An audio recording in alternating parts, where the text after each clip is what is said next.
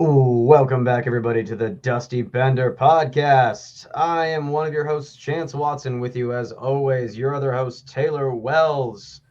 And Taylor, we're doing episode 122 tonight on a nice, calm Thursday afternoon, coming back in from Seattle, Washington. 4 games into the season, and we've already been to a game. How about that, bub? Look at us, right? Look at us go. Being proper That's hot. hockey fans, supporting local hockey, being in the world of it, you know. And Yeah, I think as us having a hockey podcast with over 100 episodes, it's about time we start doing that. sure. And Mhm. I think what's important to know with this whole thing, we got up there about 3 o'clock, Mhm. and we weren't even the drunkest people at the game. No, no, Yeah, Bowie was by far. Bowie was sauced for sure. Bowie was absolutely hammered. We even have a video of it. There's evidence. It's all over Twitter. God damn, that poor guy just couldn't barely stay on his feet. He was having a good time. It seemed like he hmm was having fun. He gave us the wave. The stop. Yeah, Stop. he said, "Quit telling my secrets." There was no kids in our section though, so he could be a little bit. He didn't have to put on a face too much. That's fair. Yeah, when you're Yeah, sitting up in the boonies, you don't have. It's not family friendly. You gotta understand that. it sure wasn't, man. But it No. was a damn good time. Honestly, those seats are pretty solid for being nosebleeds, man. Oh, absolutely. Before we get into our Seattle trip, first off, folks, we want to thank a few of our sponsors here. A few of them. We want to thank all of them. The first one, of course, the Hockey Podcast Network. Folks, the Hockey Podcast Network is your one-stop shop for everything hockey. Head on over to the hockeypodcastnetwork.com and check out the wide array of shows that are in the network. There is almost a podcast for almost every team. So regardless of what team you root for, you will find something on the Hockey Podcast Network. Or you know what? There's just generalized hockey podcasts. Our buddy Terry Ryan has one. So you jump on over and listen to that as well. Lots of content there. No road trip will ever be quiet. You can always have a mountain of hockey content. So when you jump on over there, also like and follow and share the Dusty Bender Hockey Podcast. Follow us on Spotify or Apple Podcasts and give us a subscription on YouTube while you're at it. Folks, next up, longtime listener, longtime supporter of the show, Fire Chief John Miller. Folks, Fire Chief John Miller, upstanding citizen. I think he's probably getting a Fire Chief of the Year award here semi soon. Ooh, After he saved that school of orphans that was on fire. yeah. The kids were on fire, or just the building. Yes, Okay. yes, but no, Good. but because of John, not only did the on fire kids not get a single burn, I know that doesn't make sense, but these kids were on fire, and because of John, they no longer had burns. Okay, He that he he put them out and no burns, and then he also saved the school. he just happened to be walking by at the perfect time with his fire hose. That's correct. Kids light on fire, just combust, and they instantly get the hose to the face. It was just one, and then they like came up and hugged each other. Ooh, mistakes. Yeah, And right, a lot of poor decisions by these orphans, too these many hugs. hypothetical imaginary orphans. A lot of poor decisions by them. Thankfully, John Miller was there to save the day. Probably get a promotion to fire chief of the universe. Yes, I think that's the next step in his career. Is that I don't know what's higher than fire chief. I think that's kind of like that's the tippy top, right? Yeah, like fire universe man. Fire war. You know what? Out of my old job, my favorite title to write was fire warden. Ooh, Isn't that a sick title? that is pretty badass. It's like you're a jailkeeper of like you prison jail fire, and you're Prison like, no, I'm the fires. warden of this jail. Like Lock that shit up. that's Fire right. Chief John Miller is also 1-0 in fantasy thanks to my absolute shit pile of a team. So, beat me by .8. That's a that's a Ooh, that is for anyone counting, that is like 4 hits more than I got. that's pretty good. That's pretty That's good. pretty good. That's a pretty Yeah, good win. it's a solid win. You can't. You gotta. They don't ask how. They ask how many. Can't even be mad, man. That's right. That's right. It's the way she goes. Folks, next up, we need to talk about our newest sponsor, Monterey Cafe. And folks, Monterey Cafe is the karaoke bar in downtown Spokane. and some of the best pizza that you will ever find. Just walk in, great prices, everything in between. You absolutely love to come here. Taylor and I have gone here many times ourselves and had an absolute blast. But coming up here this Saturday at 11 a.m., come into the Monterey Cafe and check out the UFC 294 fight between guys' names that I can't really pronounce. Yeah, that sounds right. Makachev and Volkanovski Damn. versus Usman and Chimaev. Is it good they're going 2-on-2? Yeah. Yeah, I don't think it's like a Nice. WWE cage match where all four of them swing chairs at each other. That would be fucking sick. It's I just I to the mean death. that would be pretty sweet. But no, that's not a thing. So yes, if you're in the Spokane area and you're a UFC fan or a karaoke fan or a pizza fan or just a fan of good people and good drinks, go down to the Monterey Cafe in downtown Spokane. Pizza, I am a fan of. Pizza is Yes, not a fan of me. that's true. That's true. It doesn't like Yep, you. But it you know hates what? me. That's not going to stop you. No, it didn't. That didn't stop you. That's right. It didn't stop you. Folks, and last but not least, we got to give a shout out to arguably our favorite sponsor on the show. Yeah, I know every week we say that, oh, this one's our favorite. Well, this one, folks, this one's right up there. The Hub Tavern out in Spokane, Washington, the hockey bar in Spokane, part of the Anchor Alliance. So that's officially partnered with the Seattle Kraken. Go check out the Hub Tavern on Monroe in Spokane.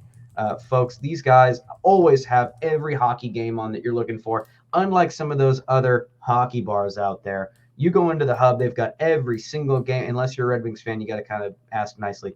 But other than that, they're going to have every single game on. You know that since Connor Bedard is the most important person in hockey right now, you know he's going to be on these TVs, folks. Oh, yeah. You know that Dave is going to have this guy on these TVs. Oh, yeah. And he's definitely playing the Kraken because that Yamo guy is a stud. Yes. We'll get into that in quite a second. They also have some brand new Hub stickers that are just absolutely bomb. Nice. It's the one. It's the beard design Sick. but replaced the eye patch with a heart, so it says "I Heart the Hub Tavern." Oh, it's super cool, folks. Super fucking cool. Absolutely love it. Dave and Mona are absolute just gems of people, and they've been really supporting their local crowd here recently with all the homeboys supporting Derek Ryan and Yamamoto and all that kind of stuff. So love it. Good times out at the Hub Tavern. Go check them out on Monroe in Spokane. All right, jumping back to the Seattle trip. So we went out, the DB Hockey Pod team went out to Seattle the last couple days, downtown Seattle. Had a great time. Shout out to the Mediterranean Inn. Always a great place to stay. Yep. Had a great time. Got to what was that first place we went to that was on the Anchor Alliance? We should give them a shout out. Aussies, man. Aussies. Shout out to Aussies. We went to them. Had a couple beers there. Had a good time, and then went down to our favorite Irish pub. What is it? TH. It's like TS McHugh's or TS McHugh's. That's it. Kind of becoming our one tradition when we go to downtown Seattle. Go in there and have a Guinness in the proper way. And then, of course, it wouldn't be a trip to Seattle before a Kraken game without going to Queen Anne's Beer Hall. The hall is for all, and we absolutely love it in there. That was such a good time. Lots of good beer going on in there. So shout out to those folks for having fun with us. But we got to the Climate Pledge Arena. As always, folks, if you haven't been to a Kraken game yet, what are you doing? Struggling. Struggling is correct because yeah. From puck drop, we're not even from puck drop. From when you walk in the front door, that place is absolutely hopping. You got a band, you've got people just having absolute so fun, energetic atmosphere. Everybody loves it, except for beer prices. That's just really disappointing. Yeah, drinks in general get you. Boy, oh boy. You'll spend more in drinks on tickets if you're not careful. 100%. Yeah, but okay. So we go in and we check out. So highlight of the night's got to be watching the Spokane boy, the Washington boy, the guy that, I don't know if Taylor, I don't know if I've mentioned this before, but did I tell you that I actually skated with Kyler when I was younger? Yeah, he was definitely just skating circles around you, but Yeah. you gave it a good run. Him and his brother were very good. They played up to our league and still kicked the shit out of us. Yeah. No, love Yeah. that. So love to see it. Not necessarily the score, but Kyler Yamamoto knots his first goal of the year on the power play, no less, and an absolute fucking piss missile, just hitting upstairs. Taylor, initial thoughts, reactions. Oh, I mean, he was buzzing. Him and Cartier looked great on that fourth That's true. line. That's They true. were both buzzing in that first period, especially, and it seemed like a matter of time till Yamo got his goal, but just a nice one. So I mean, you watch the whole play. He just kind of backs out into kind of some quiet area next to the net, and then gets a puck from the D and just rifles one over the shoulder at Gorgiev. So a really nice goal. I mean, it's just who he is. I think he's looked energized in 4 games. He's looked like their best player. So I mean, If it's not just best, most consistent. most consistent. Yeah, I mean, he's not getting the opportunities to prove to us that he's been that he gets to be the best player on the ice because he got 11 fucking minutes that night. So yeah, Rough. but great goal. I mean, we really liked a lot of the people that were around us. I think we had a good little crew in our section, and Yes. man, there was some high fiving going on. There was some. I mean, when he buried that, it was a good time. So yeah, just a beauty of a goal. Shout out to, well, first off, we couldn't get through this talking about having our buddy Kyle with us on the way. He was an absolute blast. Had a good time with him. But also, shout out to the whole arena, the commitment to Boo Makar every time he touched the puck Beautiful. from first to last. Man, it brings a tear to my eye. Like, that is commitment right there. That is pettiness and commitment, and we respect that on the Dusty Bender podcast. Oh yeah, I didn't even think of it either. And I just the first time he touched it, they started going after him, and we were all just like, "Yeah, this is it, dude. We got to boo him." As the game went more out of hand and the beers kept going more down, the insults that were shouted at Makar got significantly worse. At first he's just a bum and boo and that kind of thing, and then the second period it's yeah, you're an asshole, and then by the third period, there was some people behind us that were saying just awful things about his mother. Yeah, I mean, I definitely didn't say anything about his mom because I'm sure she's a nice lady, but I had enough beers to where I was telling him that his first name was pretty much Salad. Right. So Well, and yeah, yeah, that's I mean, that's really gonna affect him. So yeah, it really got him. Unfortunately, it got him going. I think, but yeah, yeah, he's like, oh yeah, I'm healthy. McKinnon loves it. So, but yeah, that's right. yeah. Overall, I mean, the Kraken again got a quick one, or not necessarily a quick one in the first period, but got the first goal, right? And it was like, okay, this is good. Here we Things are go. positive. But things are positive, and then it was just quickly downhill, man. Ugh, just tough to watch. The sad part is it wasn't like the scales tipped. It wasn't like, oh, we got this goal and then the Colorado Avalanche just take control of the game. Like, we continued to have zone time. We Yep. continued to have offensive opportunities. We continued to get shots on goal. We outshot them by double. Right.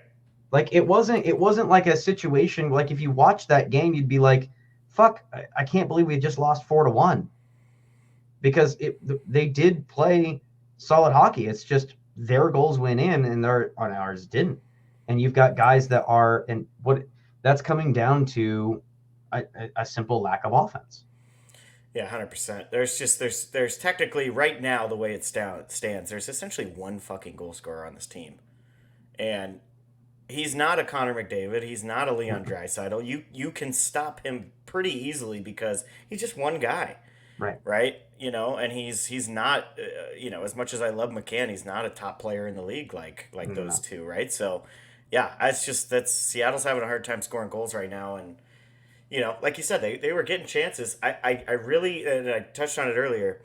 Yamamoto getting the first goal of the game, an absolute snipe. Him and Cartier were absolutely buzzing. That line needed to get more than 11 minutes a night, and they just didn't. And I mean, we were trying to see like, okay, maybe he did get switched up to the top line and that kind of shit.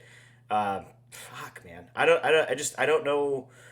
I understand not wanting to put the lines in a blender completely 4 games into the season, but if you got 3 goals through 4 games, it needs to be in a fucking commercial grade blender at this point. You're just the situation going down the list of players like here, like Matty is not playing well. He kind of looks lost a little bit. Um, sophomore slump is alive and well in that. Eberle's invisible. Like, I don't notice him on the ice. Wenberg is also, like, I'm not going to say he's playing bad, but he's also invisible out there. Schwartz looks very confused. Schwartz is noticeable for all the wrong reasons, unfortunately, right now, right? And another to your point, it looks like Burakovsky missed the last part of last year, right? He's the same way. He looks shell shocked a little bit. He's a step behind in every way. Like he's missing net, he's missing easy shots. Like it's just he definitely looks like he has not played in a while. It's hard to pick out guys on this team that are actually playing amazing. You know, I do like Bjorkstrand. Bjorkstrand seems to show up every night. Always, yeah, he's a workhorse. I like his game. Yanni, he's fine. He's a buzzsaw. I mean, you notice him because he's putting in 110%, and that's what you want to see, right? So, and that's something that they're going to miss with Turbo being out for 4 to 6, right? They need that buzzsaw energy, and that's what Gord can bring. So, and Tolvanen is he's asleep. He is, in my opinion, he's playing bad hockey right now. He is asleep. So the offense. I mean, top even strength goal scoring team of last year.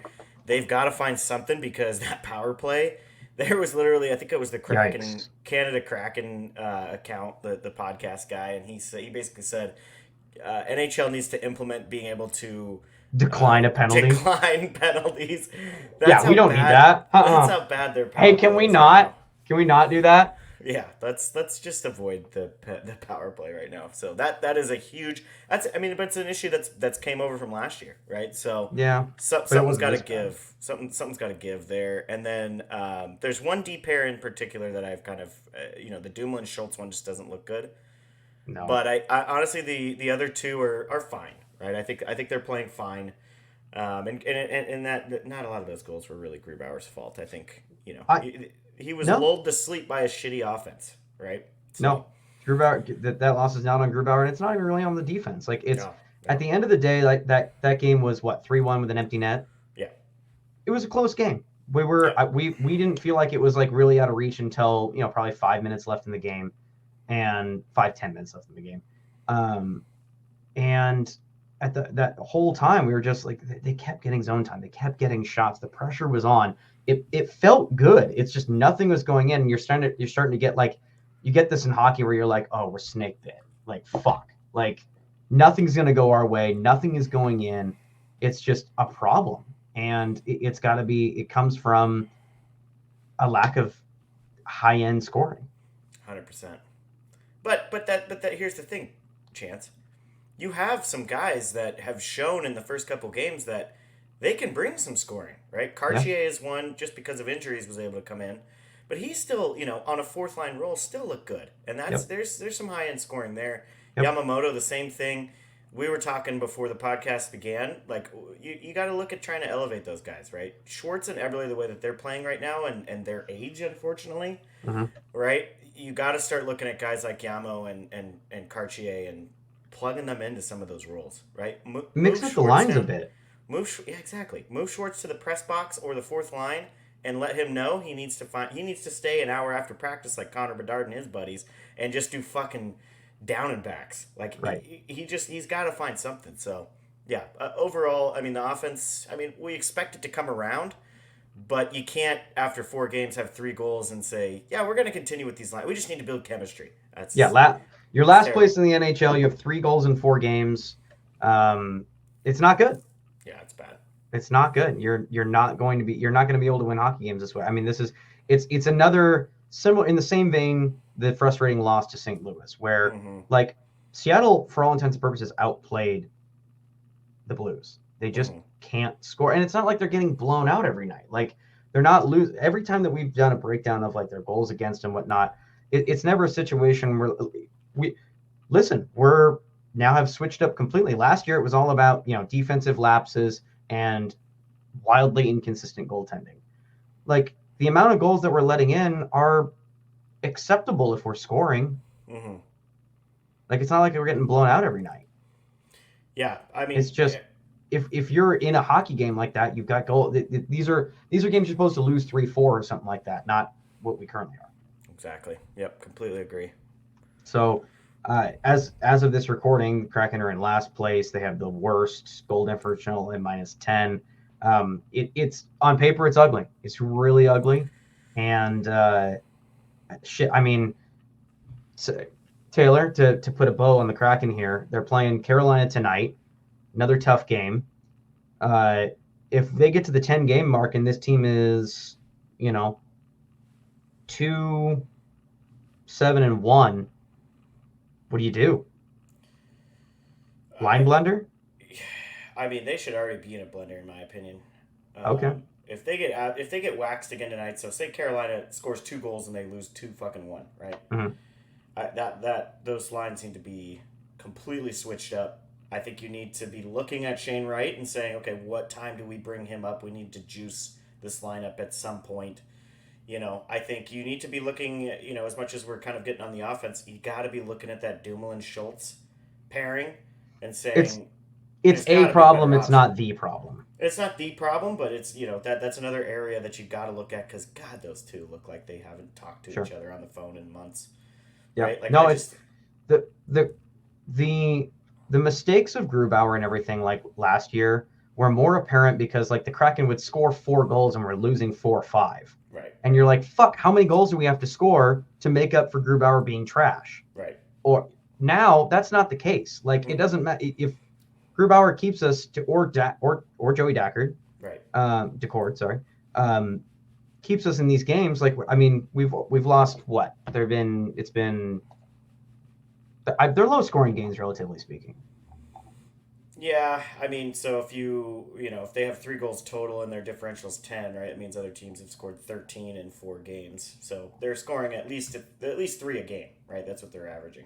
And So you know what? That's not. I mean, last year that was pretty common, but yeah, we were winning games 5-3. right, right. Now we're not. Yeah, they got to get something going. I know Colorado is a good team. I think we saw the Kraken outshoot them, but I think high scoring quality chances were probably pretty even. It really was a good game. The difference was It was. just Colorado could bury and Kraken are completely snake bitten. So Yeah, that's what it is. yep. In all honesty, like watching them play and whatnot, I'm not necessarily worried. It is still it's early. It's too early for anybody to be worrying or like being like I'm sitting here because we're sitting here analyzing the Kraken, but I can sit here and be like, oh, fucking Red Wings, top of the Atlantic. Oh yeah, like it's too early for that shit too. So But the difference is everything's the Red Wings are built to do differently. that, right? Yes. That's a differently built team. Yep. Like I know their tendies and their D are a little shaky, but I mean, shit, man. I mean they have potentially the Rocket Richard guy and DeBrincat that they brought in the offseason, right? That's making the kind of moves that you need to make if you want to kind of make. If you can't ice the exact same fucking team besides Brian Dumoulin, and expect to beat Dallas in the second round, right? Yeah. You can't even expect a healthy Colorado. We're not beating healthy Colorado in round 1, right? So At this rate, we're not making the playoffs. at this rate, they're picking pretty high. Like it's early, but fuck. Right, it is. Like we're 10, 12 games is when you start actually like kind of going like, okay, how do they do it? But we've seen this before too. Like it's how many years in a row did we see Buffalo, win 10 of their 12 first games? Sure. And you're like, oh shit, is this finally the year that they did it? And then they fucking just go 500 the rest of the year. Womp womp. Yeah. So it's still early. Everybody can turn it around. Lots of time to fine tune things. Get your legs under you. Who knows? Maybe Burakovsky finally, can wake up after a little while. That is a long, significant injury that he went through. We'll see. I'm not. It's way too early to hit the panic button. Out, yeah. Way too early to hit the panic button. And a lack of scoring while still getting chances it's frustrating, but it's hopeful. Like if we lost that game 4-1 and we got outshot 16-30, you're starting really to worry concerning, now. Yeah. Now you're starting to worry because like we're not even getting opportunities now, based on just how statistics and hockey puck luck works. We're at a 2. I think the team's shooting percentage is like 2%. So that will obviously correct itself. Right. It's just a matter of time. So it'll get better. Things will get better. But at the moment, yeah, it's a bit of a hole, bit of early season hole for the Kraken to climb out of. Sure. All right, let's jump over to a couple topics that have been going on in the league right now. First off, it came out, I think it was Elliot Friedman, said that the Gary Bettman has put out the bat signal to the NHL GMs that he wants to know their thoughts about decentralizing the draft. Now, when I heard this, I had to look up what the fuck that meant. I feel like And that came up in politics somewhere, right? Like I that's the only place I feel like I've heard decentral. decentralize, Yeah, I don't know. I don't know. I'm not maybe a like guy. I don't know. I don't know. It does sound like a political word, yeah. So I had to look it up, and basically the core concept here is that decentralizing the draft would have teams, management, GMs all hanging out in their own cities, in their own war rooms, doing their own stuff there, and the draft would be just players. So, what's the benefit of that, Chance? In my own personal opinion, um, travel costs, um, a lot of money that's probably being spent on executives and flights and hotels and all that So, jazz. I don't necessarily like it's. I don't think it doesn't change any. Like if Steve Eiserman wants to get a hold of Kyle Dubas, just because they're not in the same room doesn't mean that he's not going to be able to get a hold of him. sure. So I don't see that changes nothing.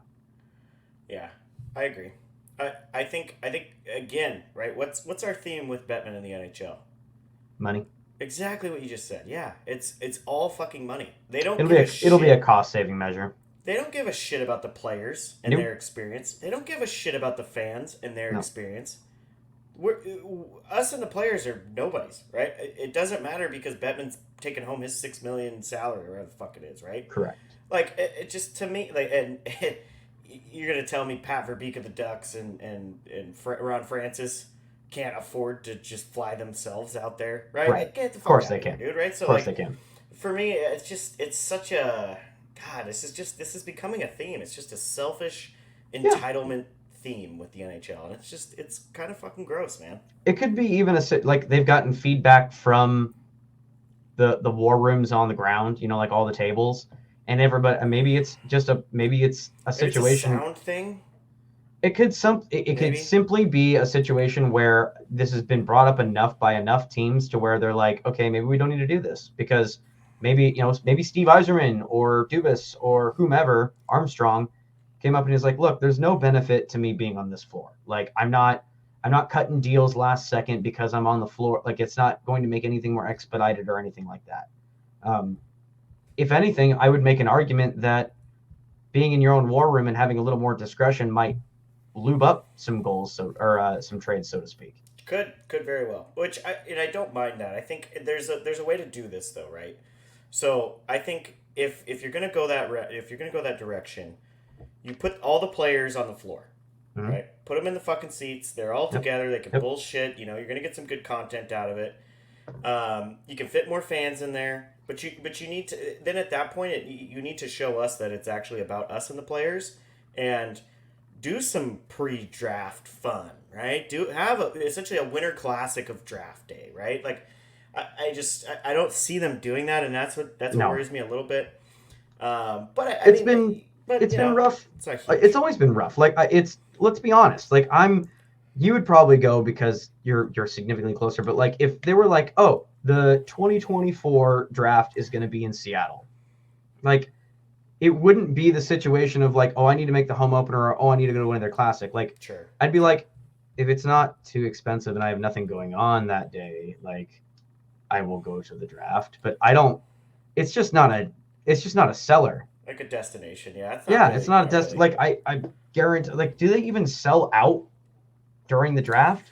I mean, every time. I mean, this is just the media playing it up. But every time I see video and shit, we watch it every year. Mhm. But like, I mean, the fans, the stands are packed, man. Okay. So I Okay. mean, I think they still wouldn't have a problem filling it up, especially if they're selling nosebleeds for like $10. Some guy walking down the road, you know, instead of giving him $10 for water and food or whatever on the side of the road, You Yep. just give them a ticket to the fucking draft, right? To the draft. Yeah, that makes sense. Yeah, so I mean, yeah, I don't hate it too much. I think it's being blown up a little more than is important. I like to highlight and circle the fact that this is just a fucking money move for the Absolutely. executives, and it's just man, the rich getting richer, man. Like that's what this is. That sucks. Yeah, it's Um, one more reason to take away. I do think it will decrease the amount of excitement that we have from the drafts. 100%. Um, like from a perspective of it'll just, I think it was because of the pandemic. Like we had the completely remote ones, and we had a kind of a taste of it. And I think everybody liked it because of the situation. Like we pulled off the draft even though we had to not talk to each other. Um, I think that was fine, but I don't know. The draft is already let's be honest. The draft is already an event that is for established hockey fans. Yeah. There's very little casual fans getting involved, like actually involved in the draft. Sure.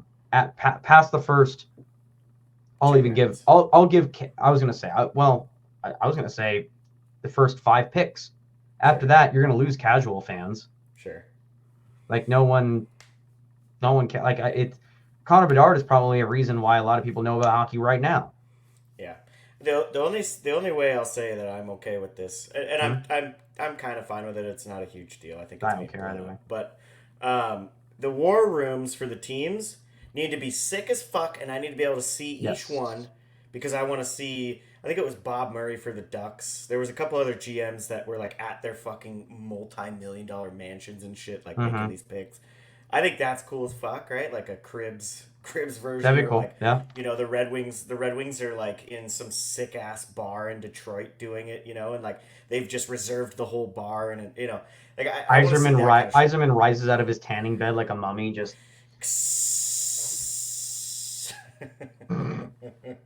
Yeah, fuck yeah, that's dope as shit, man. But like, we won't see that because it's NHL GMs and shit. But that's correct. yeah, so And I mean, I don't they're hate no it. fun. One thing I do want to touch on this before we move on. Yep. There's been a couple.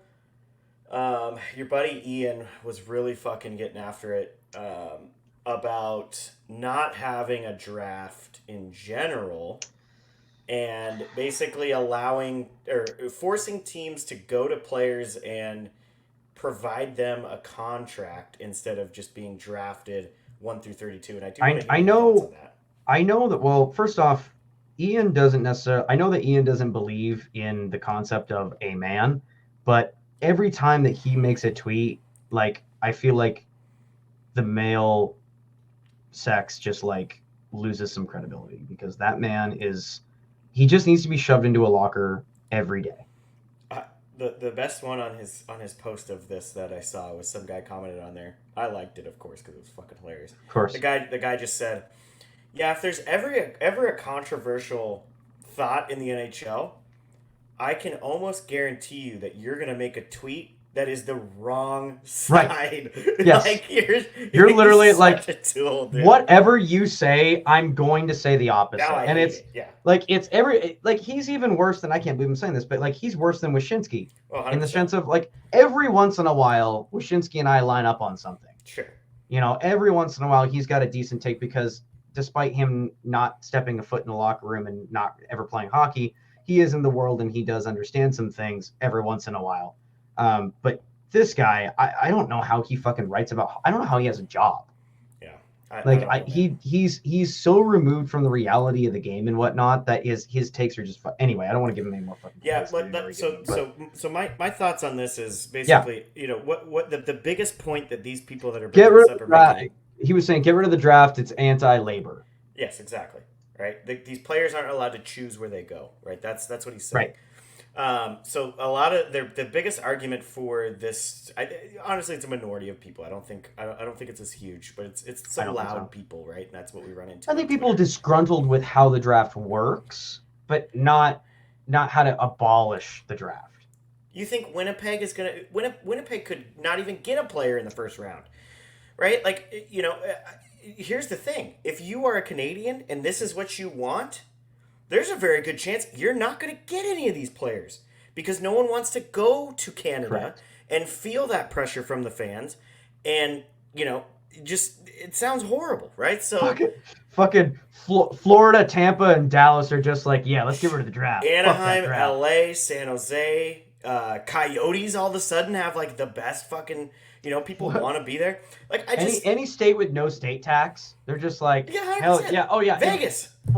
fucking Vegas becomes the perennial fucking everybody just leaves Canada. Like Canada's basically Yes. like AHL teams at this point. So so that's the thing. Like, do you if you really want this, that's what's gonna happen, dude. I'm so sorry, I but hate that's it. what's gonna happen. I hate it. So the biggest argument is basically this is what they do in Europe, right? This works in Europe. It works in Europe. You look at the KHL, you look at the SHL, you look at the leagues that do this. They have like 5 teams that are good, Right. right? Yeah, Because it's they the same do fucking this. teams every It's year. the same fucking teams every year, right? So it's not a reasonable way to do it. I've seen a couple where they say elevate the draft year, right? So you got to be 19 to get in or 18 to get in or whatever instead of just fresh out of juniors or whatever the fuck it is. I've seen draw back the restricted free agent stuff so that they can get out of whatever city drafts them quicker. I don't mind that stuff. I don't mind that because it kind of that is labor, that is player centric. But just saying, yeah, the Vegas Golden Knights can go get Connor Bedard, Leo Carlson, Adam Fantilli, Benson, right? They can go get all these fucking guys because they have no Yep. tax. That's bullshit, dude. That's Hearing- crazy to me. Hearing that kind of Crazy. shit. So like, this depending on who you are, this is a hot take, but like you balance having a draft with a salary cap, you create a league where like the thing that we love about hockey, there's parity, man. Like it seems like we get into the fucking playoffs and there's always a team if you make the playoffs, there's that feeling that your team's got a shot. Right. Whereas in any other fucking sport, there's always that one team. They're like, yeah, they got in based on the wild card and they'll be out in 3 games. Like it's not. You don't take them seriously whatsoever, and that's how you get situations like in baseball where you have poverty franchises that will never win anything ever. Yes, Tampa Bay. I mean, the Oakland Athletics literally made a fucking movie on essentially what they want this to be. Like that's just insanity to me, dude. Yeah. No, so that's a terrible idea. Getting rid of the draft is just so ridiculous. Like that doesn't make any sense. You would have a league where everything is offset, and then between him and who's fucking Fleury's agent, he represents half the fucking players, but like he's always on there spouting fucking anti salary cap shit, and it's like weird. You want to get rid of the one thing that stops you from having an unlimited supply of money. So weird. That's so dumb. Like, oh, I can't imagine why you don't like a salary cap. Agent of half the hockey players. Right. Yeah. $20 million a year guy. Shut the fuck up, dude. Right. Like, knock it off. Like we all, because he tries to go after Gary Bettman, he'll take runs at him. Like, oh, Gary's just trying to fucking do blah, blah, blah, blah, blah. It's like, dude, you're not standing up for the players. You're making money off these guys. Right. Right. And every time that you say something like, oh, I don't like the salary cap because it's fucking, blah, blah, blah, blah, blah. They just don't want to pay the players. It's like, dude, you want the players to get paid more because you're going to get paid more. Yeah, he makes a percentage of their contract, right, or whatever, whatever their deal is. Right, but. and you can take that argument we just made for the draft and copy and paste it to getting rid of the salary cap. Like you get rid of a salary cap of, I'm not against like adjusting it, and I've heard arguments that are interesting, but you get rid of it, you're gonna have an opposite situation where Toronto, Boston, Detroit, arguably. Teams with lots of money are just going to buy teams. Mm-hmm. Mm-hmm. And that's it. Quick question for you. This is I haven't even seen anything on this, but it's kind of interesting thought. Contracts based on performance, strictly performance, right? So say you got a dollar amount per goal, you got a dollar amount per assist, goalies, save percentage, goals against, or whatever you want to do there. And then just get rid of the salary cap, right? So guys like McDavid are getting paid because they are literally putting up close to fucking 150 points, right? Like, in terms, I would have to get more. I would have to think harder on that. On the surface, knee jerk reaction to that, just being like, because hockey players are very much like you earn it kind of people. Sure. So 100%. I mean, on the surface, I don't mind that. Like if at the end of the day, hockey players, like if they fucking signed up a deal, they say like I'm gonna get $1,000 a goal, or what? I'm just making shit up. But Sure. in any case, like if I get X amount of dollars per goal and I only score 5 goals this year, like that's kind of on me. Sure. Yeah, I mean, you got to protect against injuries and shit like that. But I think it's just an interesting thought because, Yeah, yeah, I don't know the specifics of how you do that. Like, would we I don't pay either. paid like per goal, or maybe like how the team finishes? Yeah, it could be, and Something your like that. I don't know. your goal percentage of the team or something. I Yeah, don't know, but I yeah. mean, I think there's a lot of Your holes in that. Corsi. But yeah, your Corsi, It's Corsi. got it's got to be your Corsi. That's the most important stat. Face off wins. There you go. Face off wins. There it Massive is. fuck. If it was face off wins, Danny DeKaiser is the next Jeff Bezos. Just absolutely killing He's it, dude. So loaded. He's just stacked. He's got like 20 points on the year. McDavid has 150, and he's just blowing he's the them all highest out. paid player in the league. He's like sending money through Venmo to fucking McDavid just to help with bills and shit. He's like, hey, had a good night at the face off, Doff. Why don't you take some money, Connor? Yeah, they played Edmonton too. Jesus. I mean, hey, if I'm golfing, right, my performance Yeah, technically goes off of how much money I'm making, I right? can Like say I. Cotter scores like 4 goals and 3 assists. But they get off the ice and De Kaiser's like a -9, and he made more money from that game. De Kaiser, De Yeah. Kaiser is like 9 for 10 on faceoffs against McDavid, and he's like, "Hey, McDavid, like, I'm so rich right now. Like, you can have some of this, dude." It's so funny. Oh fuck. Good shit. All right, what's our other? There was another piece of news that we were getting into. Yeah, just real quick before we kind of get into like talking about the hardcore stuff for the league. It seems like based on the eye test, fighting is up, Love it. and Love yeah, it. I couldn't be happier about it. Seems like Fuck those sissy little hockey fans, man. yeah, pretty much. Let's That's fight. Let's brawl a little bit.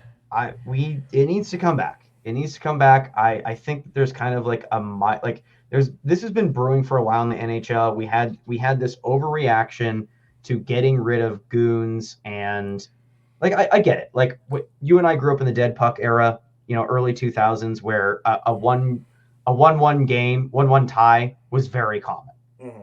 Or a 1-0 game or a 0-0 game going to overtime. Like these games were common. We grew up in the dead puck era. This was an overreaction to incentivizing skill and speed over goons. Yeah, yeah. So I get it, but I think we don't need to dive into the whole issue of refs again. But like we've seen that when it's left just to refs to police the game, they get it wrong. Sure.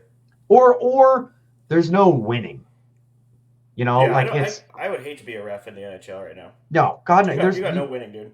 say you call a straight game, but the penalties go 6 penalties for one team and 1 the other. Then you're accused of being, it's a favoritism thing. But oh God, then you overcorrect and you go like, okay, each team's I'm gonna call 2 periods, or I'm gonna call 2 penalties a period, 1 on both teams. Then it's like, oh, that's game management. Game management to me is more favoritism and basically saying that games are rigged and the outcomes are already decided than calling a 6-1 penalty margin. Right?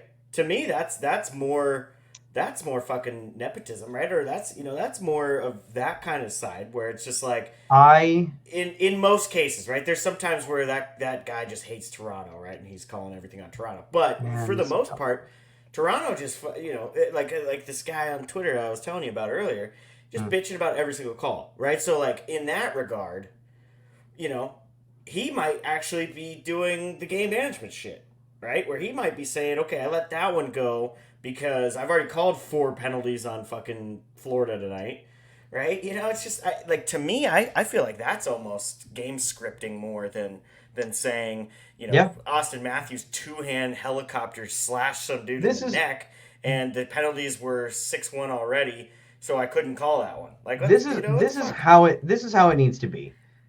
If I see a replay of something, I need to be, and I know that this is a simple concept that's going to blow your minds, but if they show me a replay of a call, I should be every time I want to be able to watch that replay and go, yeah, that was a penalty. Sure. Like that's it. Like even when my team like goes to the box, I don't like it, but it's like, oh yeah, that was a high stick. Like he lost 2 teeth. That's fucking penalty. So we should Um, review penalties, right? Like we're reviewing goals. Penalties the way that the scoring is up in the NHL, power plays are a huge point of that, yeah, right? Do we I mean, yes, that slows the game down, right? But Toronto can see that in 2 seconds and bang, I can say like Toronto always gets it right. Toronto always gets it right, yeah. But Yeah, I mean, just pay those guys what the execs are making, and they might make it right. sure. But like tonight, right? Like, who was it? Ekholm.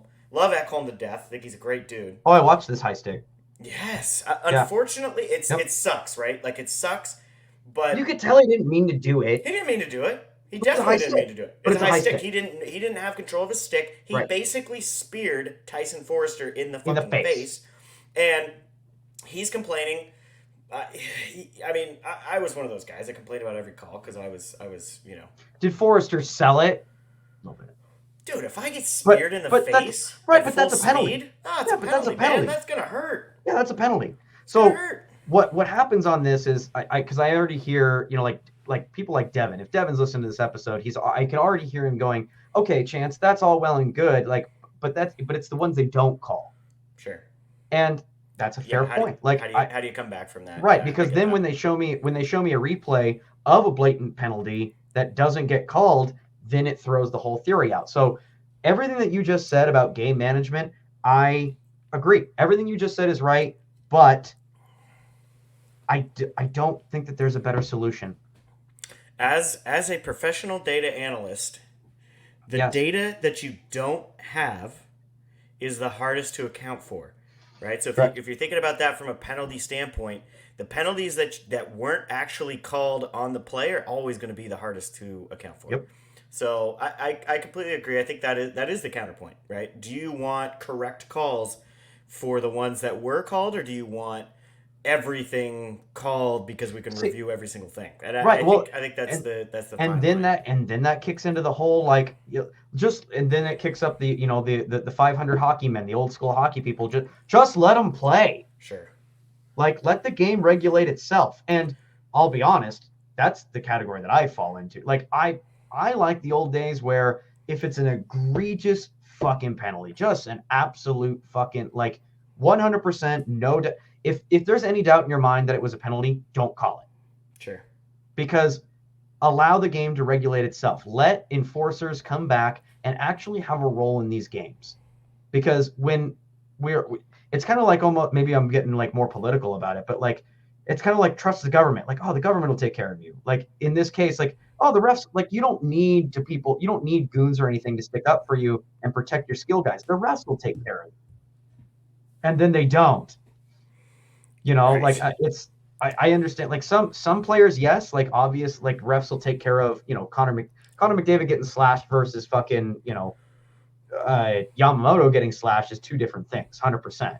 But I've seen like But they sitting there shouldn't be. watching after like the third time where Dylan Larkin takes a cross check to the neck, you're like, what Sure. the fuck are we doing? Yeah. Yep. I'm with you on that. I think, but it's funny because then your enforcers that are supposed to be doing something just talk shit about the player to the media after the game after they just lost 4-1, right? So I mean, Right. Right. like what are we doing there? So Right. yeah, but back to the point, fighting being up, and honestly, it's like fighting being up is one thing. It's a good thing for hockey. I think the boys are a little fucking chippier this year. Yeah. I mean, you get one of those fights or you get something that goes down, and guys that usually were standing at the fucking red line just kind of bullshitting about, what the family's doing next weekend, they're they're kind of getting nasty about it. Maybe A the good word example?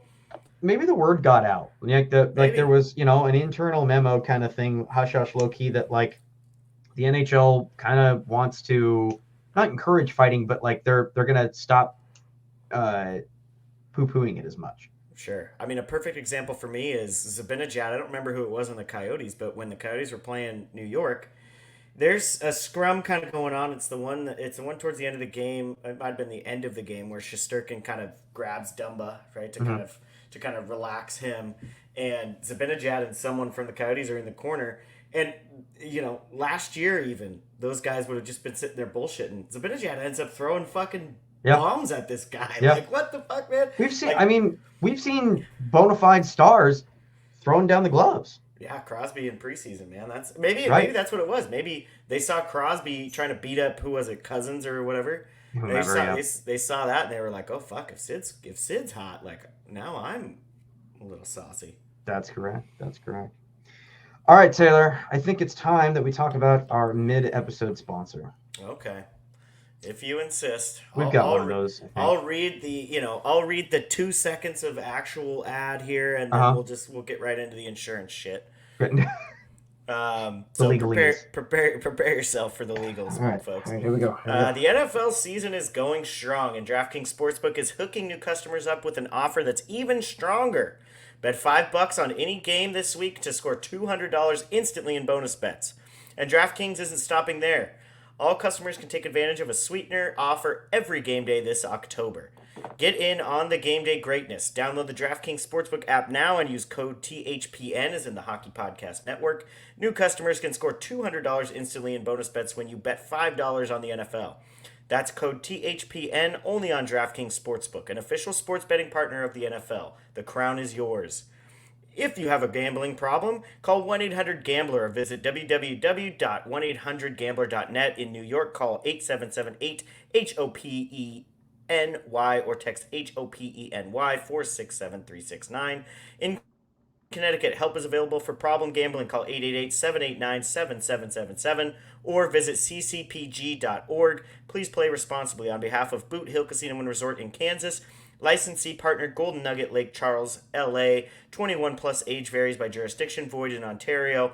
Bonus bets expire 168 hours after issuance. See sportsbook.draftkings.com/football terms for eligibility and deposit restrictions, terms, and responsible gaming resources.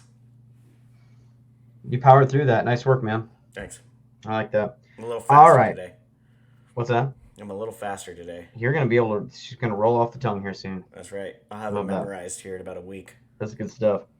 All right, folks. For the last part of the show, we'll hit on some fantasy stuff, but kind of just jumping around the league a little bit. As we talked about before, it's still early. We're not at the 10-12 game mark.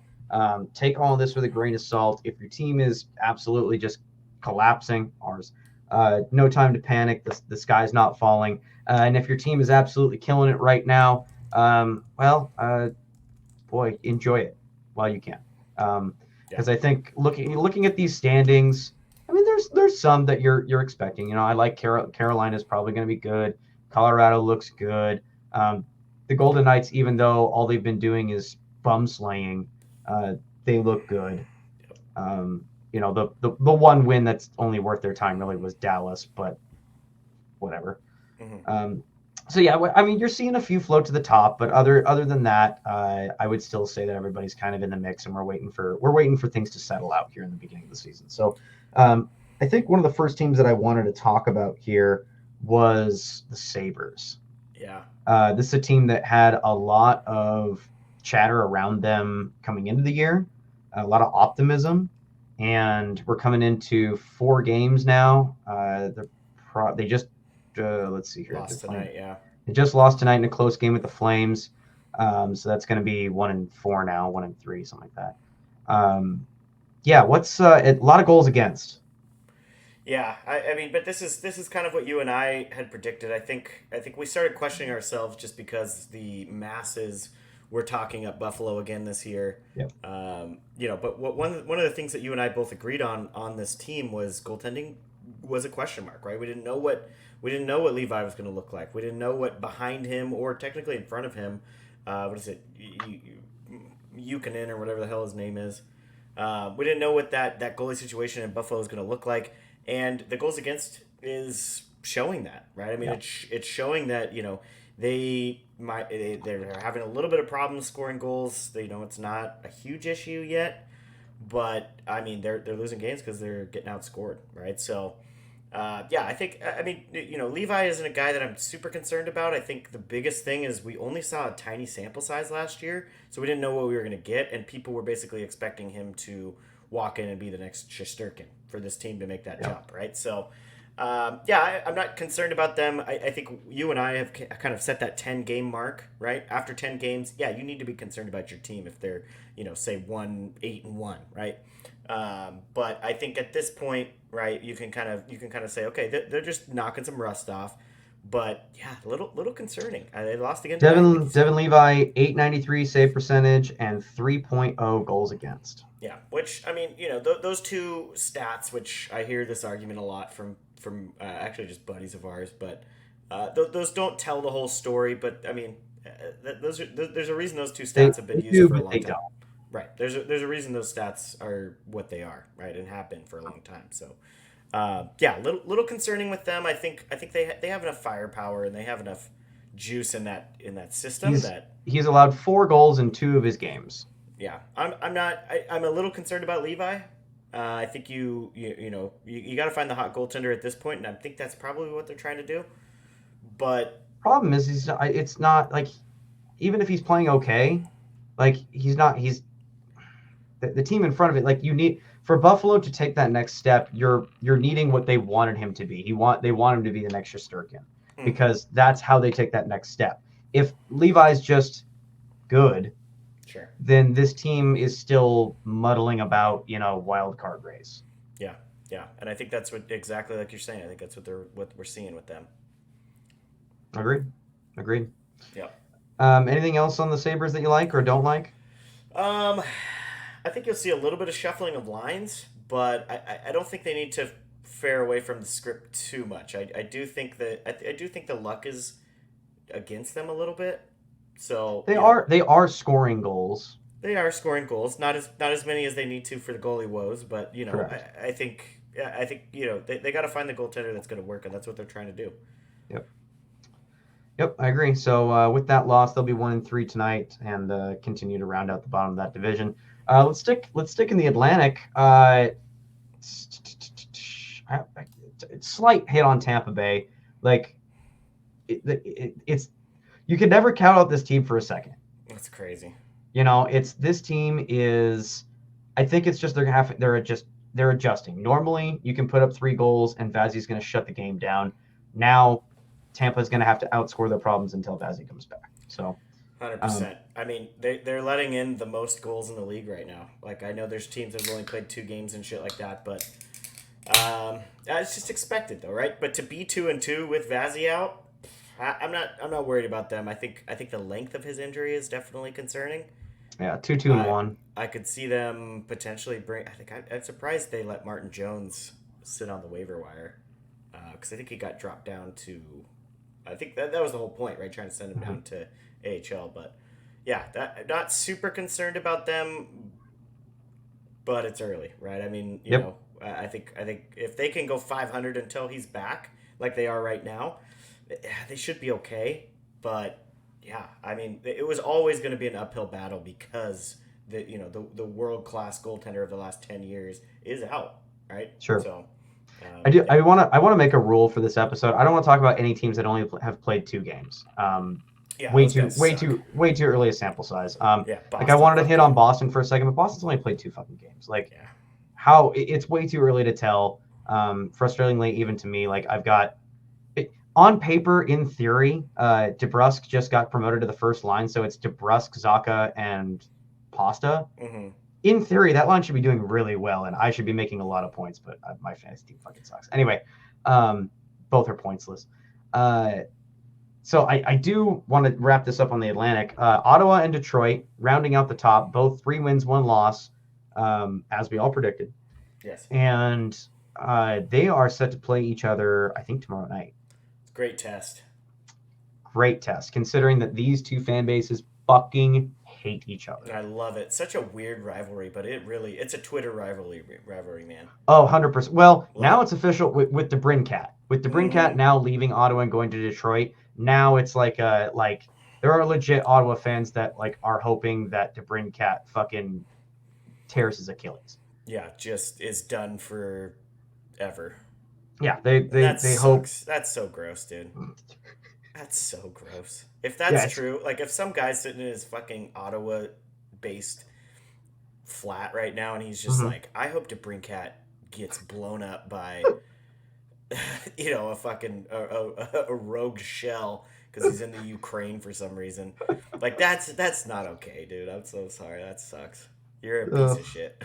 funny shit. Funny shit. But Yeah, yeah, no, that's but gonna be good. Uh, both teams are looking pretty solid. Josh Norris fucking pops off for two, in his yeah, first game back after being gone for God, basically a year and change. sure. Um, guy looks solid, and he was playing on the third line too. Yeah, I mean, he put up. I'm talking on my ass, but I think he put up close to a point per game before he got hurt. So two The seasons year ago. previous, he had 30 goals, and that kind of came out of nowhere.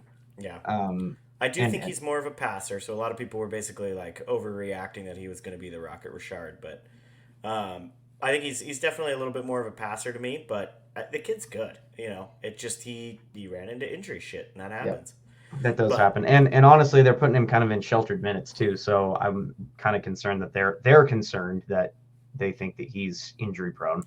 Well, technically, I think their medical staff was like, yeah, he's done for the season or something, right? Like they had a pretty intense take on his injury, and he Damn. was like, dude, I'm fine. Like I'm literally Right. full practice. So it's yeah, there's an interesting situation there. It's weird the disconnect was there. Like he Yeah, he literally was on IR and missed 3 games, um, and but was still practicing in a not in a contact jersey, like right, full right. participant. Yeah, just a Very bizarre strange situation. situation. But both those teams, right? So we'll focus on Ottawa for a second. Ottawa's built very well. I mean, they can potentially go 3 lines deep if some of those guys can play a little bit above their belt, right? Like, We said for at least the last 2 years that if this team had at least acceptable goaltending, this would be a respectable team. yeah, which both Forsberg and Corpusalo are playing pretty decently, right? Yes. So, yeah, I think I don't know. I mean, both these teams can sustain it. I mean, we put them in that middle section, basically just saying like they got some question marks. They weren't in it last year, so we don't know exactly what they're going to look like. But I think collectively, you and I both said these are two teams that could easily also make the playoffs, right? I mean, Yeah. we stuck them in there with Buffalo, so we're eating a little bit of crow with Buffalo already. But I mean, Ottawa and Detroit were teams that you know, we were saying could even make the next step. So I don't think it's Yep. too far fetched. But yeah, Ottawa's D is actually pretty fucking deep, dude. I mean, Jake Sanderson's a stud. They also have this guy Thomas Chabot, if anybody knows of him, and then Jacob Chikrin's not even having that good of a year, and he's still at least a defensive defenseman at this point, right? Like, Yeah. I mean, he's got a lot more offense than he's been showing, but he can at least is a two-way guy to where he can play that defense. So Yeah. You yeah, had, you had, you had Norris into this lineup, and this is starting to get a pretty deep. If they keep the lines the way the Daily Faceoff has them, this is starting to look like a deep team. mm-hmm, Yeah, they might be. They might if the defense and because the defense seems to be maturing now. mm-hmm. Like we've always kind of said that Ottawa's had this like young, talented defense. It's just They're young. it's with defensemen, youth is always like you just don't see a lot of talented young defensemen out there. Yeah, it's just 50-50 unless they went like one to Right. five, right? Right. It's really hard because usually it takes a lot of years for them to like figure, get the hang of zone coverage and that kind of stuff with the NHL and just how fast players move. Um, and I think that this team's defense is finally coming to age, kind of so to speak. And like you said, the goalies they are getting Serviceable. acceptable goaltending. Mm-hmm. Yep. Yep. That's all they need. Yep. That's all they need. Yeah, 100%. that'll be interesting. But also on the opposite side of that coin, the Red Wings are also doing the same thing. Yeah. I mean, you and I in fantasy picked up James Reimer, and he decided to have a fucking shutout. So That was fucking you know, nuts. that's crazy, right? The Yeah. the the Earth switched with Mars. So Mars was now in the path that Earth was on, right? Like there Yeah. was some serious fucking shit going on in the universe. Yeah, I mean Detroit needed that goal scorer though, right? As much as Hmm. we like Tyler Bertuzzi, um, they needed someone who could just walk in and bury the biscuit. And Yep. DeBrincat, in his prime, with a guy like Larkin and on a power play with guys like potentially Raymond and those kind of guys, that's a perfect fucking trade by Stevie. So Yep. Yeah, no, I like what I've seen from It's them. a I deep know. team. It's a deep Yeah, team. You're getting contributions from almost everybody on the roster. Um, DeBrincat is the real. I mean, he's the real deal. Like it's everything that we were hoping for, if not more. If you're a Red Wings fan, or not even a Red Wings fan, you're just a fan of Alex DeBrincat. Like yeah. it's a big deal. He's doing quite well. The lines seem to be shuffling a little bit, but that's pretty normal this time of year. The Red Wings defense is still kind of a question mark, but I think they're kind of finally getting it together. The goaltending has been acceptable. I'm not going to say that Husso's lighting the world on fire, but he's he's keeping them in games, which is at the end of the day the bare minimum you ask from your goaltender. I mean, you can roll out Ville Husso and James Reimer if DeBrincat is scoring, and the Red Wings in general are playing 50-30 split. exactly right. 50-30 split. Yeah, Yeah, between the yeah, two, you're good to go. yeah. Yeah, no, I'm. It's what we're seeing from them is good, and the wins, fucking wins against Tampa and Pittsburgh are nothing to shirk at. Kicking the crud out of Columbus is, I mean, you're supposed to kick the crud out of Columbus, so Sure, sure. that's what you should do. That's what you're supposed to do. Plus, I think Elvis was sick that game too, so they were Yeah, I was the really screwed. backup tendy, Yeah, so they were really rough. but All right, let's get out of Atlantic and move around a little cool. bit. I'm loving what I'm seeing from God. I just hit refresh and what year is it? The Philadelphia Flyers are first in the Metro, So weird. 3-1. So Did weird. is this is this Flyers team a situation where like it's very similar to the vibes are good situation in Arizona, where like they've just taken so much shit that they're like, you know what, fuck all of you. Like we're actually gonna be really good. I think a little bit of that. I think Torts has always been an interesting coach, Mm-hmm. right? He's always been an interesting guy for us to talk about. I think this is one of the most skilled teams, really, that he's had, which is really interesting to say, even with some of those days in Young Columbus. but skilled. Young, but pretty skilled. I mean, you I look think at guys like we were all just like, I think anybody who knows this knows Torts is just like young people, and Torts is not gonna fit.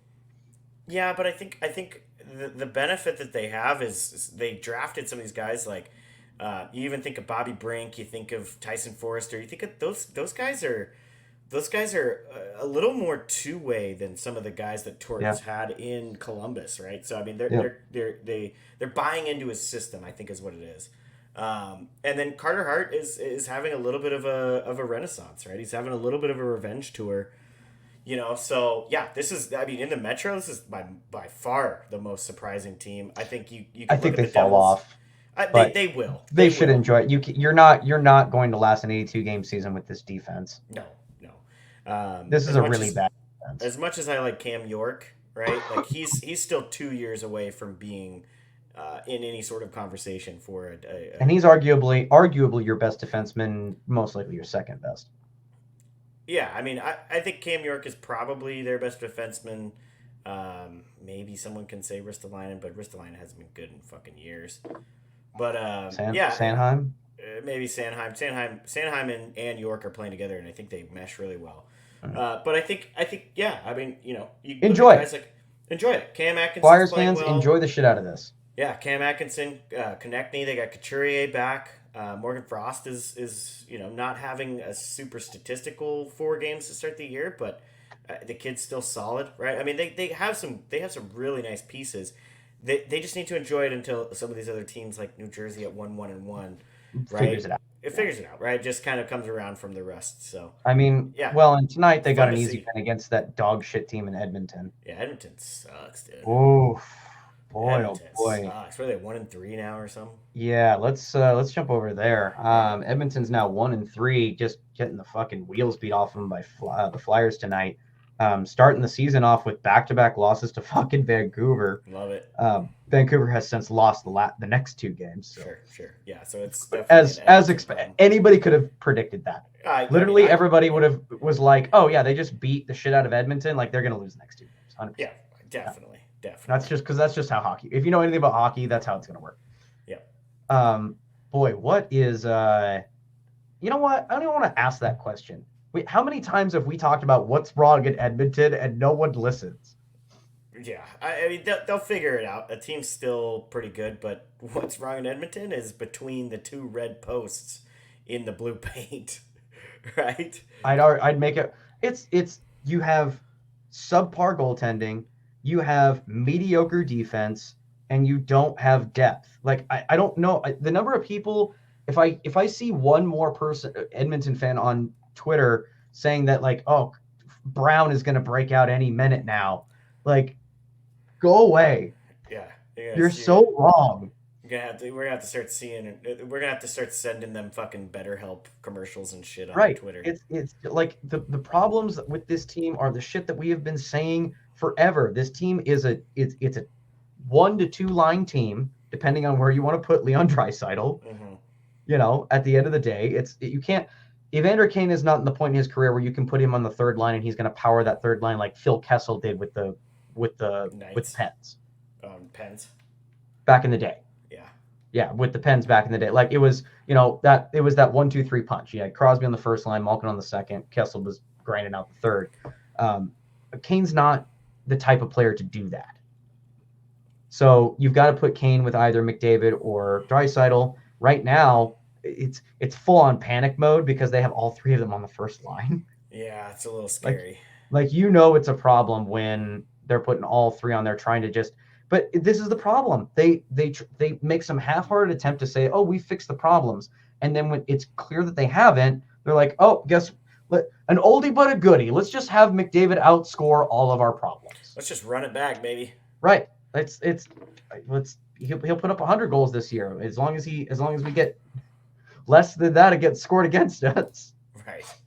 I mean, technically, that does work, but if you score more goals than them, then you're supposed to win. But right, but the odds of Connor McDavid carrying this team, I don't know. I sound like a broken record. Right, Ryan Nugent-Hopkins is not gonna fucking. He's just not gonna have. He can't do it by himself. You have to spread. You got to spread those four out, right? You can't have McDavid, Draisaitl, and Kane on the same line. You have to have one of or two of those four with Nugent Hopkins. You have to have those. You got to go 2 and 2 because you can't be one line deep when you're already 2 lines deep at the most, right? Like you can't be one line deep. So they'll figure it out. I think they'll turn it around. Like you were saying, it's early, right? It is, but 1 and 3 is not a good start. This is one of those that's like we're sitting here going. Like, but when we were making our early playoff predictions and we're sitting here going like, okay, here, what are the problems with Edmonton? Like everything that we said that was going to be a problem is currently a problem. Yeah, 100%. Like if this team, they have not changed their style up. If they don't outscore their problems, they're going to lose. Yep.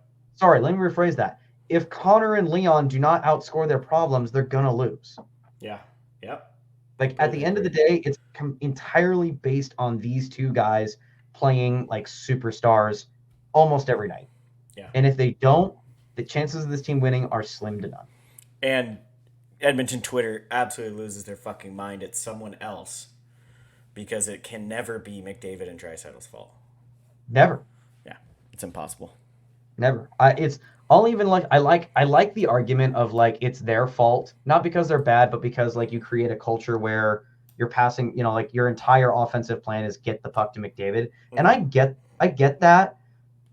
As somebody who was, a fan of the Red Wings, is a fan of the Red Wings, but like especially watch those early, like those late Red Wings teams where like it was just get the puck to Datsuk kind of thing. Mm-hmm. Like I get that mentality to a degree. Like you don't have a lot of skill. That person is incredibly better to you, and it doesn't like. It's just common sense. You're like, oh, I'm going to pass the puck to the better player, but then it becomes like you're not working as a team. It's the plan is to get the puck to Connor. Yeah. And that's just not how you win hockey games. Yeah, a little bit of concern, but I think they'll turn it around. I think you look at the rest of the Pacific, I'm not looking at the rest of these teams, even right now through 4 to 3 games. But even, you get 20 games and I'm not looking at the rest of this division and saying, oh yeah, Calgary at 2-1-1 is definitely going to be way better than Edmonton. No, I'm not ready to say that, right? Actually, this division is like a dumpster fire. It's like really bad.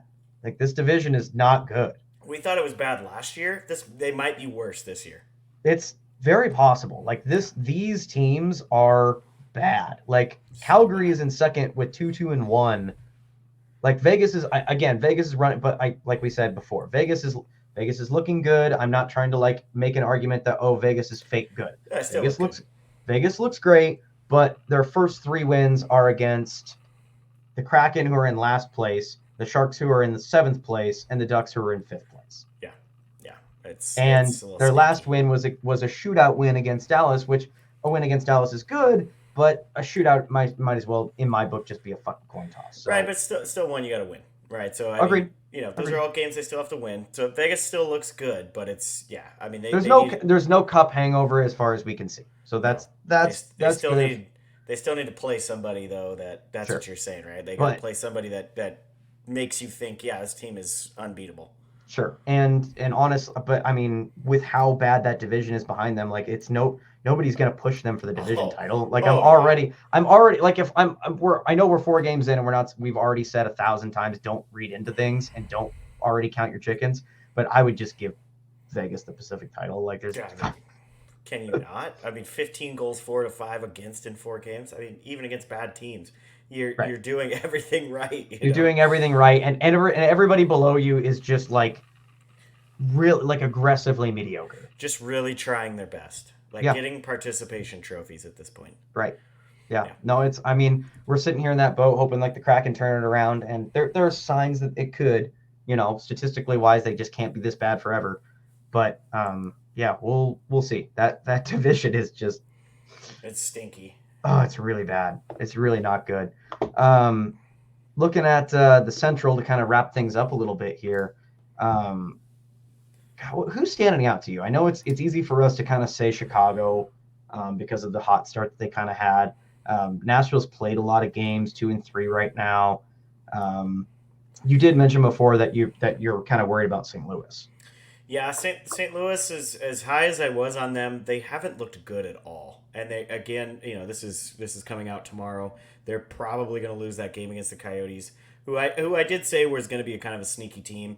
Uh-huh. But yeah, St. Louis is a little. I'm a little afraid of them. I think Winnipeg lost again tonight, right? So those are two teams that a lot of people kind of had chalked in as being a little bit higher, and I think they'll kind of sneak up. I think the rosters there are pretty decent, right? Mhm. But I think my two biggest surprises kind of come from the bottom, right? So Chicago still, even though they're 2-2, they've beat some good teams, right? They beat Pittsburgh, who is an older team. Coyotes are just Pittsburgh, kicking the Pitt, shit out of the oh, they're Blues. smoking the Blues right It's now. But yeah, 5-2 right now. Holy shit. yeah. But Pittsburgh is a little bit of an older team. They're struggling a little bit as we kind of had expected a little, but that's still a good win by them, right? And Uh-huh. then Chicago also went in and beat Toronto 4-1, It's a right? And good solid road win. that's a great road win for that team, dude. Mhm. So yeah, so Chicago's a big surprise for me, and it really hasn't even been all Bedard. I think some of those bottom lines, like the Perry and Foligno line, is actually playing pretty good. We talked about it on the last podcast. So I think they're gonna fall back down, Yeah, right? they will.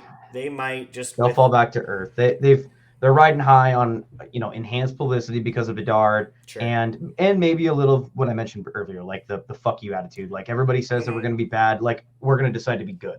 So I get that, but there's only so many teams that could do that, and I've already put my faith in the Coyotes doing that. Yeah, yeah, So I don't. There's not we've reached our quota for miracles. Okay, yeah, yeah. like there can't be 5 teams in the league where I'm like, they were bad, but now we're just gonna through sheer tyranny of will, we're gonna be good now. Yeah. Like I've already said that the Coyotes are gonna do that, and fuck man, I mean, if with this win tonight, they're gonna be what 2-2. 2-2. They're gonna jump up to third or fourth place, right? So, and they've had a little bit of a problem scoring goals, but they're also a little deeper on the back end, right? Yeah, Dursey and Dumba are actually playing really good fucking and they're hockey, getting goaltending. getting goaltending. I will never know how to say his name. Vamelka.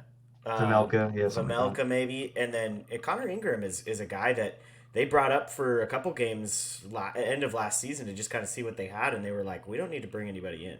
Yeah, So the Coyotes and Armstrong down there is a great GM.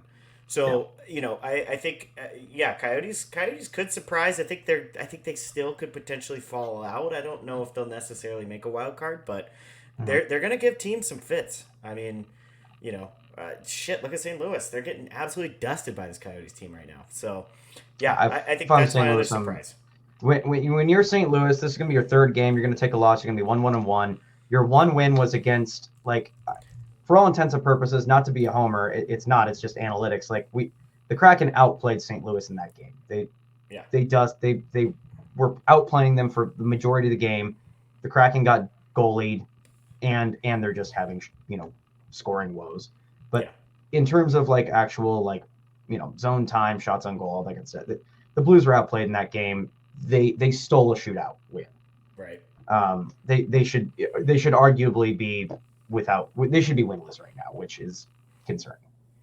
Yeah, definitely a concern in St. Louis. I think if you're a Coyotes fan, if you're like one of the three of us, Mm-hmm. this is what you want to see, right? That's I mean, right. you're getting goal. Cooley is such an interesting player, and you and I talked about this at the Kraken game actually. Um, he's not he's not the elite player like we have seen come up the last couple of years. He reminds me more of kind of a Keller, kind of a Zegras, kind of a those players who don't rely exclusively on their speed. Mm-hmm. Because you watch him, he's not fast. He's not a quick player even. He's just so smart and he's so silky. And to have that kid continue to get more and more comfortable as the season goes through, they're going to be a problem for some of these teams in that division. So that's besides Chicago, that's probably my biggest surprise. I think Coyotes are more of a real surprise to me. I Mm-hmm. think Chicago, like you said, will come back down to earth, whereas the Coyotes, I honestly think they got better hockey ahead of them. Mm-hmm. But yeah, it's interesting division. There's actually the way it's shaping up right now. The Coyotes being 1-2 at the bottom of that division tells me this is gonna be a bit more of a dogfight in the It's gonna be Central. good. It's gonna be It's good. gonna be a bit of a I it's gonna think be one to follow all year, man. this might be one of the most interesting divisions to follow. Just that and the Atlantic. Sure, sure, The Atlantic seems wide open. Granted, Boston's only played 2 games. I'm not going to make any comments on them yet. right. But like they've like if Boston takes a step backward, like we're expecting them to do, um, that division went from like for years we're like that we shouldn't even talk about this division because it's going to be X, Y, and Z. Yeah. Now, damn man, we're this is it's gonna be interesting. Florida just beat Toronto. They've looked good with their two top defensemen out. Toronto is gonna potentially figure it out. This division is so fucking stacked. Besides Yeah, probably Montreal, right? Like I mean, and we said it before the season started that this division was probably going to be one of the you know closest. But yep. that central right now, 4 games through, is shaping up to be a It's potential second up, right? A runner up to that. So to kind of give you like my idea. Like the only team I've probably got like I'm comfortable giving you one team to tell you right now that I think is certifiably good. Everything else, I think it's too early. Carolina's good. Carolina's good. That's a Metro. Yeah, Carolina's good. they did lose to the Ducks. And they're losing to the Kraken right now. Yeah. It was 1-1 last I looked. 2-1 Kraken, goals from Gord and Schwartz. Wow, fucking Jaden hurt us, man. Assists from Burakovsky, Dunn, Tolvanen, and Yamo. Yamo, dude, he had to be elevated there. There's no way that if he's got assists on those goals, he got moved up then. Yeah, 100%, man. 100%. That can't be. And like we said, right? Hackstall had to throw those lines in a blender. He had to. I'm curious now. The way that Yamo and Cartier even in that last game, they needed more time. You can't just say Schwartz and Eberle are going, and Burakovsky and Wenberg are all going to figure it out at the same time. It's going to be great. We're going to beat Vegas for the fucking title of the Pacific, right? Yep. You had to start playing some hot hands, right? Yep. So, yeah. But yeah, I think that's a good overview, right? And I think the important part is just to remember the team that's played the most games, I believe, at this point is Tampa at 5. Right, so we're very early in the season. You can see some stuff starting to shape up a little bit. So we're still kind of looking on paper at quite a few of these teams. But this is hockey, baby. Toronto can go into Florida and lose. Right, like this is Toronto could lose 4-1 to Chicago. Right, this is the kind of shit that we see, and this is why the sport is so fucking great. Yeah. Oh yeah, absolutely. It's can go any way, and we fucking love that, especially in these early times of years where we can sit here and wildly speculate. 100%. I love speculating, dude. So looking at the power play groups, so Yamo was on the first power play. It looks like. Man, they really threw these into a blender. Or second power play, rather. Sorry. And then I don't know about other lines, but usually Mike Benton. Shout out to Mike Benton. We see him on Twitter quite a bit, and he usually has the 411 on Kraken lines and whatnot. Cracking morning skate. Yeah, on the morning skate, Yamo was still on the fourth line, but if he's got an assist on a Yanni Gord or Jaden Shorts, those are second and third pair of guys. Sure. Interesting. Yep. All right, Chance. Let's finish this baby off with a little bit of fantasy talk. The DD Hockey Potters are absolutely dusting the blue seats this week. 52 points to 27 again, folks. This is a super low-scoring league. So 52, I believe that actually puts us very close to the top of the points for in this 20-team league. So I want to talk about some of the strategy that we've been using. So I think you and I, just with the Kraken game and stuff like that, and you and I both busy last weekend, we didn't add a bunch of players, even though you and I were kind of texting back and forth about it. But I think we added some guys that, and dropped some guys that really didn't need to be on the team anymore, right? I mean, even in a super deep league, and that's unfortunate, right? I mean, you want to see some of those draft picks go the whole distance with you. But I think we've made some good pickups, so I wanted to talk about a couple here. Today we made a ton of moves. So today, sitting there at work, 3-player swing, really. Yeah, I mean, I think we dropped 4 total and brought in 3 or something crazy. So we wanted to shake things up as it's officially fourth highest scoring team before today. So I wanted to talk about just some of the guys that we picked up and then who we dropped them for. So first one I want to talk about is Kalen Addison. So Minnesota guy. There's been a lot of talk about Brock Faber, who is a very good player for them. I don't. If Faber would have been there, I think that probably would have been our pick from this team. But Kalen Addison's getting a ton of power play time on this team. They're currently losing, but Addison, last I looked, was still getting that power play time. 3 shots on goal tonight as of Thursday, 10-19. So we ended up dropping Caden Gooley, who was hurt. I think just with looking at the teams overall, right? Like if we're looking at Montreal versus Minnesota, I think to have the top power play quarterback on a team like Minnesota over Montreal is probably the better play there. From a rostering percentage, I think they're very similar. But I think that's probably one of the first ones that we went out and got, even with Brock Faber being kind of more of the more common pickup.